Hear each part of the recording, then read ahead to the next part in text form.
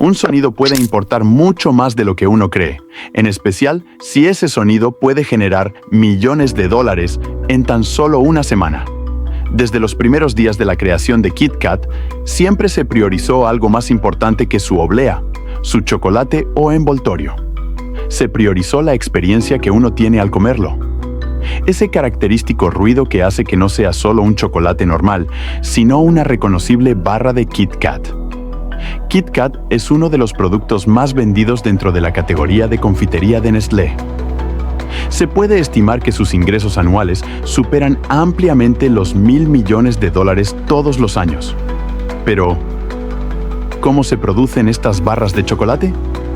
Todo comienza en África Occidental, en lugares como Ghana y Costa de Marfil.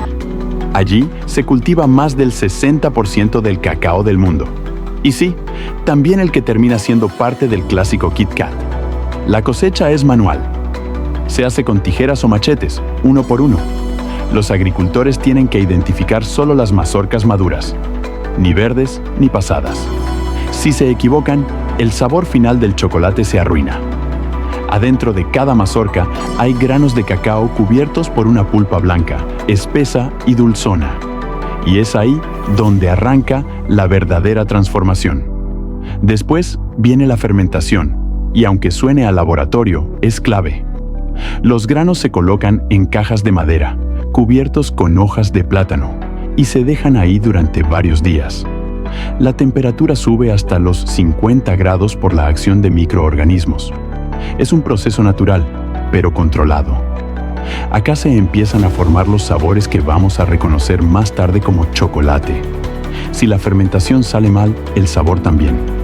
Por eso Nestlé implementó el programa Cocoa Plan, que capacita a los agricultores para que el cacao no solo sea de calidad, sino también cultivado de forma responsable. Una vez fermentados, los granos se secan al sol. Este paso también es delicado, demasiado rápido, se arruinan. Muy lento, se pudren. Por eso se remueven varias veces por día. El objetivo es lograr un nivel justo de humedad que permita almacenarlos y transportarlos sin que se echen a perder. Cuando ya están listos, se embolsan en sacos de yute y se envían a las fábricas de Nestlé en distintas partes del mundo. Cuando los sacos de cacao llegan a las plantas de Nestlé, lo primero que se hace no es tostar ni moler. Lo primero es limpiar. Durante el viaje desde las fincas hasta la fábrica, los granos no viajan solos. Suelen venir con hojas secas, polvo, piedritas y hasta alguna que otra ramita. Así que antes de cualquier otra cosa, se pasan por un sistema que los separa de todas esas impurezas. Aire a presión, vibraciones y hasta imanes para eliminar cualquier trazo de metal. Solo los granos que quedan limpios siguen adelante. Después viene una revisión más fina. Algunos granos llegan con problemas, moho, daños de insectos o simplemente una mala fermentación. Todo eso se detecta y se descarta, porque un solo grano en mal estado puede arruinar el sabor del lote entero. Ya con los granos seleccionados, empieza una de las etapas más importantes, el tostado. Y ahí, el cacao cambia por completo. Todo lo que se formó durante la fermentación empieza a despertar. Aparecen los aromas, se definen los sabores. Este paso se hace en hornos industriales. Las temperaturas van entre 120 y 160 grados, y el tiempo depende de lo que se busque. Cada ajuste cambia el resultado. Unos segundos más y se potencia el amargor. Un poco menos, y quedan notas más suaves, más dulces. El calor también ayuda a que la cáscara se desprenda con más facilidad más adelante, en el descascarillado, y baja la humedad interna del grano a menos del 2%. Nestlé no deja esto al azar. Sensores dentro de los hornos van registrando en tiempo real la temperatura, la humedad y los compuestos que se liberan durante el tostado. Todo eso se ajusta sobre la marcha, para que el perfil del chocolate sea siempre el mismo.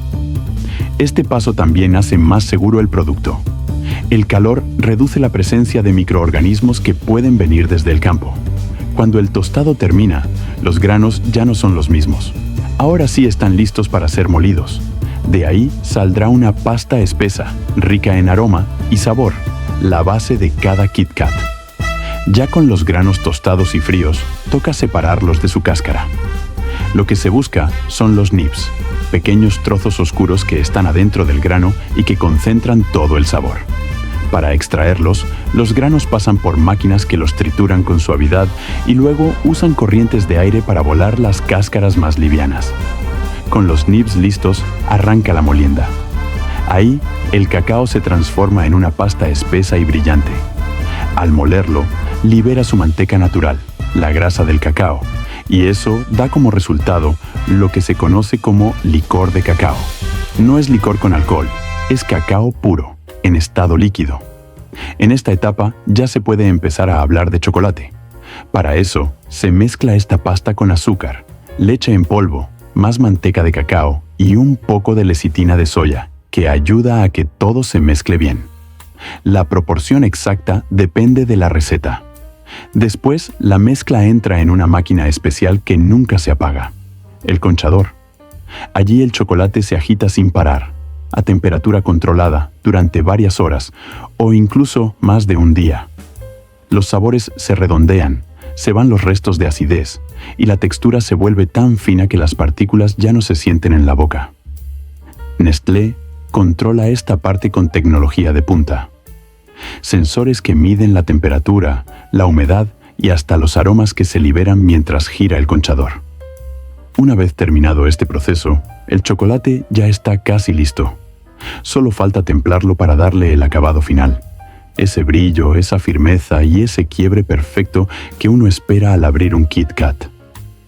Este proceso consiste en calentar, enfriar y recalentar el chocolate, pero con temperaturas muy específicas. El objetivo es que la manteca de cacao se cristalice de una manera que solo se forme un tipo de cristal, el más estable, conocido como forma V. El primer paso es calentar el chocolate a unos 45 o 50 grados. Luego, lo enfrían cuidadosamente hasta llegar a unos 27 grados. Y para terminar, se recalienta un poco, a unos 30 o 32 grados. En las fábricas de Nestlé, este proceso se lleva a cabo en máquinas especializadas que controlan las temperaturas y la agitación con precisión. Y en el caso del Kit Kat, el templado tiene que ser aún más exacto. Como la barra tiene capas de oblea cubiertas de chocolate, la cobertura tiene que ser fluida para envolver bien las obleas, pero al mismo tiempo debe ser lo suficientemente firme para mantener su forma y no filtrarse. Las obleas son el alma de cada Kit Kat. Aunque muchos asocian la marca directamente con el chocolate, es esta galleta crujiente la que realmente define la textura tan característica de la barra. El primer paso es preparar la masa. Lleva harina de trigo, agua, azúcar, grasas vegetales y unos pocos ingredientes más. La proporción exacta es crucial para que la oblea no se rompa al rellenarla con chocolate. En Nestlé, todo este proceso está automatizado. Sensores ópticos revisan el color y grosor de cada oblea. Cualquier imperfección se detecta al instante y esas obleas se descartan. Una vez que las obleas están listas, se alinean con precisión. Los sistemas automáticos se encargan de verificar que cada capa esté en su lugar. Cuando ya están cocidas, enfriadas y clasificadas, las obleas están listas para recibir el chocolate. El relleno de un Kit Kat no es solo un simple chocolate intermedio.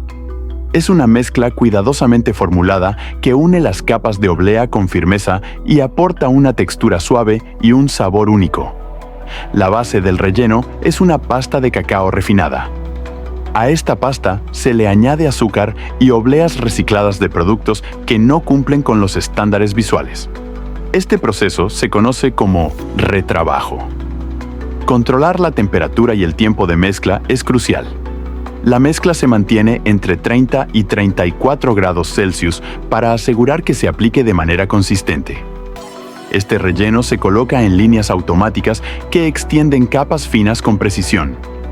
La dosificación es clave para lograr una buena cohesión del producto. En esta fase también se añaden algunos aromas secundarios. Se sabe que el relleno tiene notas de vainilla natural y pequeñas trazas de sal. Una vez lista, la mezcla del relleno se transporta hacia el área de ensamblaje, donde se intercalará cuidadosamente con las obleas. Aunque visualmente parece simple, el relleno de Kit Kat es un resultado de ingeniería alimentaria con una gran precisión.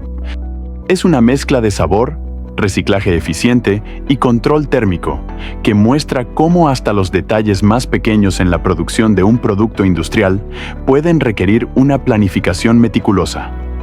Una vez listas las obleas y preparado el relleno, arranca el ensamblaje. Acá es donde el Kit Kat empieza a tomar forma. Capas perfectamente alineadas que, al partirse, generan ese snap tan característico. Todo ocurre en líneas automatizadas que trabajan a gran velocidad. Las obleas se colocan sobre una cinta en movimiento, alimentadas desde bandejas mecánicas. Esto permite mantener el ritmo sin errores de alineación y con un contacto humano mínimo. Para unirlas, la maquinaria aplica una presión controlada. Si se pasa, las obleas se rompen. Si es poca, el relleno no se adhiere bien. Por eso, sensores ajustan la fuerza en tiempo real. Después, el conjunto se corta. Una cuchilla múltiple separa los dedos dejando solo una delgada línea de chocolate entre ellos, lo justo para que se mantengan unidos hasta que alguien los parta.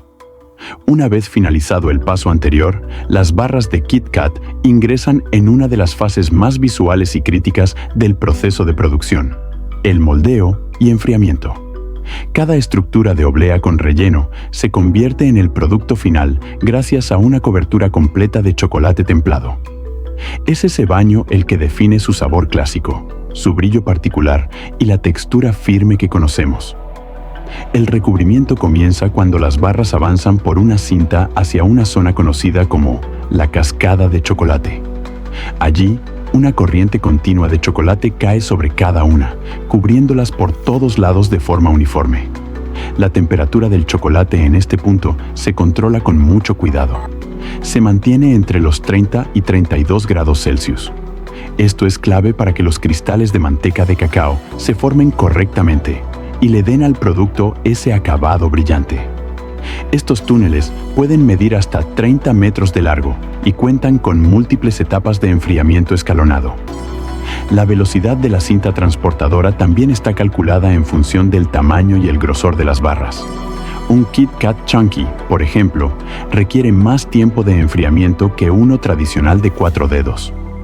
Una vez que el chocolate se ha solidificado por completo, las barras emergen con su forma definitiva. Una superficie lisa, sin imperfecciones, con una tonalidad marrón brillante que refleja luz de forma uniforme. La textura es crujiente al tacto, pero suave al romperse entre los dedos. Una característica distintiva conseguida solo si el templado y enfriamiento se han ejecutado correctamente. Las barras de Kit Kat ya están listas para pasar a los controles de calidad, pero hasta este punto, cada una ha atravesado al menos una decena de sistemas automatizados que han garantizado su precisión estructural, su integridad interna y la perfección de su recubrimiento, así evitando cualquier tipo de problema notorio en la producción de la misma. Después de superar todos los controles de calidad, las barras de Kit Kat pasan a la etapa final: el empaque. El objetivo no es solo proteger el producto, sino también conservarlo y hacerlo reconocible al instante. Todo se hace con máquinas. Primero se envuelven en papel aluminio, que cuida el chocolate de la luz, el aire y la humedad, y luego en su clásico envoltorio rojo, siempre alineado para que el logo quede perfecto. Para terminar el proceso completo, las barras se agrupan según el destino. Luego, brazos robóticos las apilan ordenadamente en pallets, que se etiquetan con información como fecha de producción, lote y destino. Desde ahí, arranca el último tramo. Algunas barras viajan distancias cortas, otras cruzan países enteros en camiones, barcos o aviones. Todo perfectamente coordinado para que lleguen a tiempo a su destino, ya sea un kiosco de barrio o una máquina en un aeropuerto.